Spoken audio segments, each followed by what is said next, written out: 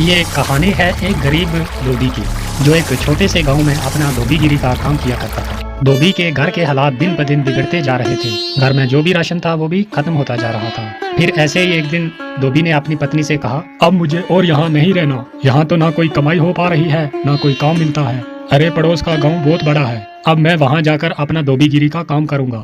कुछ दिन घर से दूर रह लूंगा, कम से कम घर का खर्चा चलाने लायक कुछ कमाई तो हो जाएगी। क्यों जी, वहाँ के लोगों के कपड़े अभी तक किसी ने धोए नहीं क्या, कि आपको वहाँ जाकर ही धोबीगिरी करनी है? अरे अपनी जन्मभूमि में रहकर दो सिक्के कमाए नहीं जाते तुमसे कि चले पराए गाँव कमाने के लिए? फिर अगले दिन सुबह चुपचाप धोबी अपने घर से निकला और दूसरे गांव की तरफ चल दिया। दोपहर होने तक वो पड़ोस के गांव में पहुंच गया।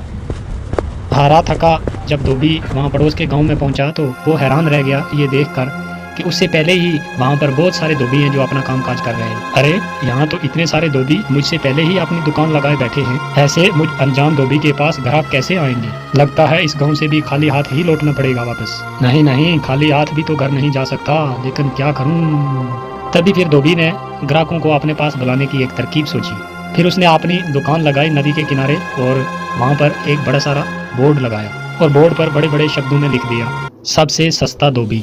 यहाँ हमारे कपड़े धोने के साथ साथ इस्त्री मुफ्त में की जाती है। और लोगों ने जब ये चीज़ देखी तो उन्हें कुछ नया देखने को मिला। अरे वाह, कपड़े धुलाई के साथ इस्त्री मुफ्त! अरे भाई ये लो, मेरे कपड़े ज़रा अच्छे तरीके से धो देना और साथ में अच्छी से इस्त्री भी कर देना। हाँ हाँ सेठ जी, अभी किए देता हूँ। फिर धोबी ने अच्छे तरीके से कपड़े धोकर इस्त्री करके सेठ को दे दिए। ये लीजिए, अब आपके कपड़े एकदम नए जैसे बन गए हैं। अरे भाई वाह, ये तो कमाल हो गया, सच में ये तो बिल्कुल नए जैसे लगते हैं। ऐसे ही फिर दूसरा ग्राहक आया, फिर तीसरा। उसने फिर बहुत मेहनत से काम किया। कुछ ही दिनों में उसने 5 सोने के सिक्के जमा कर लिए। आज तो मैंने बहुत सारे पैसे कमा लिए। यदि ऐसे ही काम काज चलता रहा तो मैं कुछ ही दिन में काफ़ी पैसे जमा कर लूँगा और एक घोड़ा खरीदूंगा। उनमें से 2 सोने के सिक्कों के बदले उसने एक व्यापारी से एक घोड़ा ले लिया और घर लौटने का फैसला किया। अगले दिन उसने अपना सारा सामान बांधा और घर के लिए निकल पड़ा। अपने रास्ते में उसे एक घने जंगल से गुजरना पड़ा, जहाँ पर उसने डाकुओं का एक झुंड देखा। हे भगवान, ये तो डकैत लगते हैं, ये तो मेरा सारा पैसा लूट लेंगे। मैं एक बार फिर से गरीब हो जाऊंगा। अब मैं क्या करूं? कुछ तो करना पड़ेगा। वो धोबी बहुत चतुर था, उसने हिम्मत नहीं हारी। फिर एक तरकीब सूझी। उसने एक सोने का सिक्का लिया और घोड़े के गले में बांध दिया। फिर आगे चल पड़ा और डाकुओं ने उसे पकड़ लिया। अरे ओ, जल्दी जल्दी अपना पैसा निकालो, फटाफट करो। देखो, मैं एक गरीब धोबी हूँ, इस घोड़े के सिवा मेरे पास कुछ नहीं है, कृपया मुझे जाने दो डाकू भाई। और जैसे ही ये बोला और घोड़े ने थोड़ी गर्दन हिलाई और वो सोने का सिक्का नीचे गिर गया। अच्छा मक्कार, झूठे इंसान, तेरी हिम्मत कैसे हुई हमसे झूठ बोलने की? अगर तेरे पास पैसे नहीं हैं तो ये सोना फिर कहाँ से आया? जल्दी बोल। रुकिए रुकिए भाई, मैं अभी आपको सब सच बताता हूँ। दरअसल ये घोड़ा सोना उत्पन्न करता है, इसी वजह से मुझे सारे पैसे मिलते हैं। ठीक है, ये घोड़ा तुझे हमें देना होगा, हम तभी तुम्हें यहाँ से जिंदा जाने देंगे।